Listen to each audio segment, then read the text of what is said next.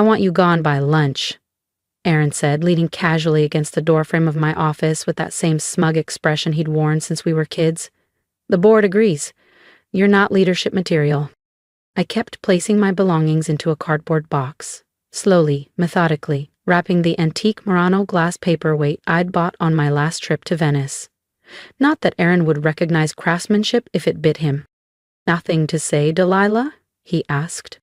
No tears, no desperate pleading. I glanced at my watch, a vintage Cartier I'd inherited from our grandfather, kept out of sight beneath my sleeve, like everything else I was preparing. Actually, I do have something to say, I replied calmly. Shouldn't you be getting ready for the 3 p.m. board meeting? His smirk twitched. What? Board meeting? The emergency session, I said, called this morning. He scoffed and pulled out his phone. As he read the alert, his face darkened. This is absurd. I didn't call any meeting. No, I said, placing a small leather notebook into the box. You didn't. While Aaron spent the last 6 years posturing as the face of Alder and Knox Textiles here in Asheville, I'd been quietly building something stronger. My private equity group Pinegate Holdings had been acquiring Alder and Knox shares behind the scenes, using subsidiary firms and silent partners. Waiting for this moment. Huh. My phone buzzed. A text from my CFO. All shares secured, 83%, ready when you are. Aaron's tone sharpened. What the hell are you smiling at? You're the one being fired. I placed the final item in the box, a framed photo of our grandfather shaking hands with Eleanor Roosevelt during the company's founding year, 1947. Just thinking how quickly things can shift, I said softly. Nothing's shifting. The board doesn't want a soft touch like you in charge. All your talk about digital strategy and sustainability? It's naive. The company needs tradition. Tradition? I echoed. You mean the wasteful supply chain you refuse to modernize? The outdated HR policies bleeding us of top talent? Or the nepotism that gave you your title? He stiffened. The board backs me. Maybe they did, I said, glancing at my phone again, but they'll be very interested in the ownership report we're reviewing at 3. Ownership report? I know you hold 20%. Dad left it to you. He narrowed his eyes. And? I smiled. Let's just say the remaining 83% now has a new owner. See you at the meeting, Aaron. You own 20%. Want to know who owns the other 80? I asked softly. Aaron's face turned a shade redder. The shares are divided among the board. Always have been. We were divided, I said, until Pinegate Holdings began acquiring them. Quietly, strategically, until we reached a controlling interest. He laughed. Forced, brittle. Pinegate? That firm, gobbling up legacy companies all over the South, what did they have to do with this? I picked up my box and headed to the door. As I passed him, I paused. You'll find out at 3 p.m. Try not to be late, brother dear. I leaned in slightly. It'd be a shame for the outgoing CEO to miss his own demotion. Demotion? He grabbed my arm, suddenly pale. What the hell are you talking about? I looked at his hand until he let go. Did you ever wonder why I never fought back? I asked. All these years? Your condescension, your sabotage, the way you called me soft, idealistic. Little sister who wasn't made for business.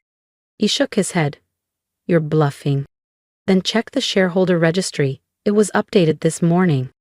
He practically stumbled over to his desk, fingers trembling as he typed. I stood silently, watching his posture collapse as the page loaded. His brows knit. He scrolled, stopped, scrolled again. His lips moved. Silent. This can't be real, he whispered. Pinegate owns everything? Almost everything, I said. You still have your 20%, for now. His eyes lifted to mine, and at last, understanding landed. No. Delilah Knox, I said, stepping into the hallway. Founder and managing director of Pinegate Holdings. The hallway had fallen unusually quiet. Through the glass walls, I saw staff frozen in place, some pretending to work, others openly watching. Everyone felt it. The shift in gravity. Funny, I said over my shoulder. What little sister can do while big brother is busy giving speeches. I left him there, hunched over the screen. The next act would play out in the boardroom, a place that had always felt like a stage to me, with its sweeping mountain views and long walnut table polished to a shine. I arrived early, sat at the far end, where Aaron once made me sit, to learn how real leaders behave. The boardroom was empty for now, but not for long. My phone buzzed. From legal. Transition paperwork finalized. From HR. New leadership structure approved. From my assistant. Security briefed and in position. I smiled. Curtains up. Standing by for your signal. The text from my assistant lit up my phone at 2:55 p.m. Aaron burst into the Alder & Knox boardroom 5 minutes early for once, looking nothing like the composed executive he usually portrayed. His custom-tailored navy suit was creased at the sleeves, his collar askew. The swagger was gone. All that remained was urgency barely held together. "There's been a mistake," he blurted to the gathered board members. "The shareholder registry, it's wrong." Howard Lynn, Alder & Knox's most senior board member, calmly adjusted his cufflinks and glanced at his copy of the documents. "No mistake, Aaron," he said. "We've all received verification from Pinegate Holdings. The transfer of ownership is legitimate." "Huh. But who are these people?" Aaron demanded. "How did they even get that many shares without anyone noticing?" I raised a brow. "Maybe if we'd modernized our shareholder tracking software like I suggested 3 years ago, you wouldn't be asking that now." The room was nearly full. Legal counsel, former executives, legacy partners, many of whom had known our family for decades, had gathered for this. Whispers passed like wind through wheat. Everyone sensed it. The rain was ending. At exactly 3:00 p.m., my assistant Clara stepped through the door. "Is ready to proceed. Mrs. Knox, Pinegate Holdings Managing Director, is ready to proceed." Aaron's head snapped toward her. "What did you call her? Ms. Knox? I'm the Knox in charge here." "Are you?" I asked, rising from my chair, brushing imaginary dust from my dark green wool suit. The one Aaron said looked too executive for my soft skill set last week. Check the screen behind you. The massive wall monitor flickered to life, revealing Pinegate Holdings' executive page. Front and center, Delilah Knox, founder and managing director. The room buzzed with murmurs. Aaron blinked rapidly, then grabbed the edge of the table for balance. "That's not possible," he whispered. "You're just my kid's sister." "Your kid's sister," I said, walking past him slowly, "who spent the last 6 years building a $50 billion 0-cents investment firm while you played king with inherited power." Howard Lynn cleared his throat again. Perhaps Delilah could explain for the board's clarity. I tapped my phone. A series of slides took over the screen. Acquisition logs, corporate filings, layered holding companies, all tracing back to Pinegate Holdings. While Aaron focused on maintaining appearances, I began. I focused on strategy. We bought out every retiring shareholder over the last 4 years, quietly, legally, efficiently. Aaron sputtered. "You can't do this. We're not for sale." "We were," I replied calmly. "Every time someone cashed out, Pinegate was there. And now," I added with a smile, "we're here to collect." If you're as ready as I am to see what happens when the boardroom doors finally close, don't forget to subscribe. You won't want to miss what comes next. "Every time the stock dipped, we bought more," said Howard Lynn, his voice holding something dangerously close to admiration. "Different names, different funds, different shells, until you owned us all." Aaron shook his head, still trying to process. "But the money, the capital it would take to do all that. How?" I leaned forward slightly, resting my hand on the polished table. "Remember that tiny consulting agency I started after college? The one you said was a hobby?" He stared, silent. "It grew, slowly, then rapidly. We reinvested, expanded, scaled. While you were out enjoying your 3 martini lunches at the golf club, I was meeting with founders, building out supply chains, securing investors who believed in the long game. My phone buzzed again. Security teams in place, prepared to escort ex-CEO if required. I stood and moved to the head of the table, taking the seat Aaron once called the decision-maker's spot. Now, I said, calm and composed, let's talk about the future of Alder and Knox, starting with its leadership. Aaron straightened up, a flicker of the old defiance returning. You can't fire me. I'm still a shareholder. A minority shareholder, I corrected, one who just spent the morning trying to bully and fire the majority owner. Some of the board members shifted in their chairs, recalling, perhaps with regret, their silent support of Aaron's many missteps. But I'm not you, I continued. I don't fire people out of pride or pettiness, so I'm giving you a choice. He eyed me warily. What choice? I slid a folder across the table. Option 1, I said, sell your 20% stake to Pinegate Holdings at full market value, leave with a generous severance, and your dignity. Option 2, he asked. Keep your shares, I said, but transition into a position more aligned with your actual skill set. He narrowed his eyes. Which is? Junior operations manager, I replied. A pin could have dropped in the boardroom. Eyes darted between us like spectators at Wimbledon. You're doing this for revenge? Aaron snapped. Because I underestimated you? No, I said, rising to full height. This isn't revenge, Aaron. It's correction. I let that sit a moment. A chance to learn what I learned. That leadership isn't inherited, it's earned. And it's about building something bigger than yourself. I sat in my real office, the entire top floor of Pinegate Tower, overlooking downtown Asheville. The city below was beginning to stir, sunlight catching on the glass and steel of a dozen buildings I either owned outright or held quiet stakes in. My phone buzzed endlessly. Board members, brilliant play, knew you had it in you. Former execs, always believed in you, let's reconnect. Industry leaders, strategic genius, lunch next week. And finally, Aaron, we need to talk. Clara stepped in, carrying the morning briefings. Your brother's in the lobby, Miss Knox. He's been waiting since just after 6. I turned to the security feed. Aaron looked unfamiliar. His suit was wrinkled, collar loose, hair messy. No entourage, no confidence. Just a man who'd finally been forced to look in the mirror. Send him up, I said, and bring me the employee handbook. He stepped inside slowly, taking in the skyline view with a mix of awe and unease. The floor-to-ceiling windows offered a direct line of sight to the Alder and Knox headquarters, where he'd reigned until yesterday. Nice office, he said at last, bigger than mine. Was yours, I replied smoothly. Being the actual CEO has its perks. I gestured to the seat across from me. Have you made your decision? He sank into the chair, visibly older than his 41 years. How long were you planning this? Planning? I gave a small smile. No, Aaron, you planned this. Every time you dismissed my proposals, every time you cut me off in meetings, every time you told the board I was emotional or idealistic, you laid the foundation. But Pinegate, he trailed off. It's massive. The capital, the structure. How? I tapped a button on the glass desk. The wall lit up with our portfolio.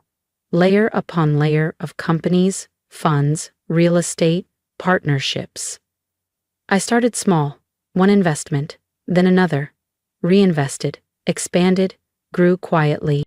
While you were playing Monarch in Dad's office, I added, I was building a kingdom of my own. He stared as the numbers filled the screen. 50 billion in assets, he whispered. Over 30 companies. How did no one know? They saw what they wanted to see, I said. Nobody ever looked deeper. Because nobody thought Delilah Knox could be more than the quiet sister with too many ideas. My phone buzzed again. Alder and Knox signage update underway.